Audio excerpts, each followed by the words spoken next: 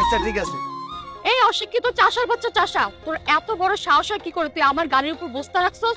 এই বস্তা সরা, তুই জানিস আমার গাড়ি বাবা এটা টাটা এলিয়েন, 20-25 লাখ টাকা দাম।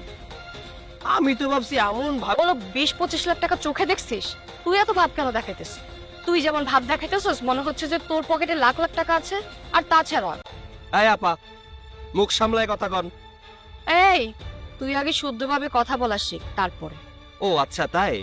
শুনুন, আমি গরিব না, আমার কাছে এত টাকা আছে আপনি শুনলে আপনার মাথা ঘুরে যাবে।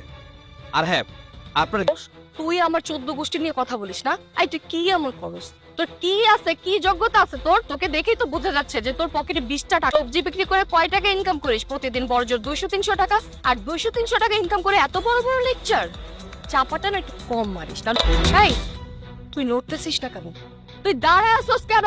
তোর সমস্যাটা কি? হ্যাঁ, আমি তো ভাবছিলাম তুই মনে হয় একটু মেন্টাল। এই না, নিজেকে শো আপ করতেছিস। মানুষ মনে করবে গাড়িটা দেখে যে না এরকম একটা লোকের এত সুন্দর এত দামি গাড়ি। আরেকটা কথা তোকে বলে দিই, কথাটা দাঁড়াস, মানুষজন তোকে দেখলেই বোঝা যাচ্ছে যে এই গাড়ির মালিক তুই না, তুই একটা রাস্তার টোকাই। এই যে শুনুন ম্যাডাম, আমি আপনার গাড়ির সামনে দাঁড়িয়ে যে আপনার গাড়ির সামনে দাঁড়িয়ে আমার শো আপ করতে হবে। আর শো আপ করে কারা জানেন? শো আপ করে তারাই যাদের ওরে বাবা রে বাবা, কি বললি? তোর কাছে এর থেকে দামি গাড়ি আছে? আর তোর কাছে যদি এত দামি গাড়ি থাকে তাহলে তোর গাড়ি কোথায় রেস্ট নিবি? তুই আমার গাড়ির সামনে কেন রেস্ট নিবি? আর চাপা, এরকম চাপা না আমার সামনে মারিস না, বুঝতে পারছিস? অনেক কথা বলছি তোকে, আর বলতে চাচ্ছি না। তুই তোরে বস্তা নিয়ে একটু চুপ থাকেন দয়া করে। এই সৈকতকে গরিব ভাববেন। আপনাকে এখানে দাঁড়িয়ে থেকে যোগ্যতা আছে তোর? তুই কি করিস? দেখে তো মনে হচ্ছে যে ড্রেন পরিষ্কার করিস। একটা বস্তা নিয়ে এসে আমার গাড়ির সামনে দাঁড়িয়ে আমার সাথে সিনক্রেট করতেছিস। তাহলে শুধু শুধু আমার সাথে সিনক্রেট করিস না, সর এখান থেকে বলতেছি। আমি ভেবেছিলাম আপনার মনে হয় মাথায় সমস্যা আছে, একটু মানসিক রোগী আপনি। কিনছেন তো? Just way.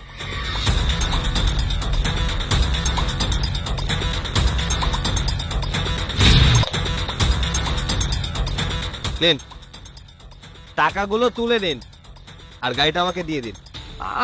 এই কথা বলতে কি জানেন, এই গাড়িটা না আমার না, এটা আমার অফিসের বসের। আমি এখানেরই একটা ফ্যাক্টরিতে আসছিলাম ফাইল নেওয়ার জন্য, চাইছিলাম। আমি তো সরি ভাই, আমার প্লিজ মাফ করে দেন। কি ব্যাপার, এখন কেন সুর বদলাচ্ছে?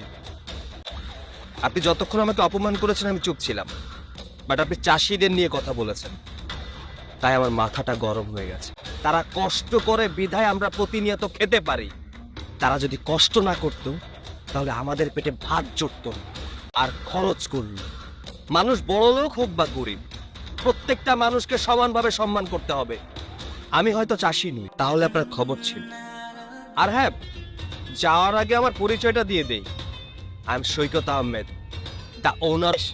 আচ্ছা কাজ করো, এই টাকাগুলো তুলো আর টাকার বস্তাটা নিয়ে এসো।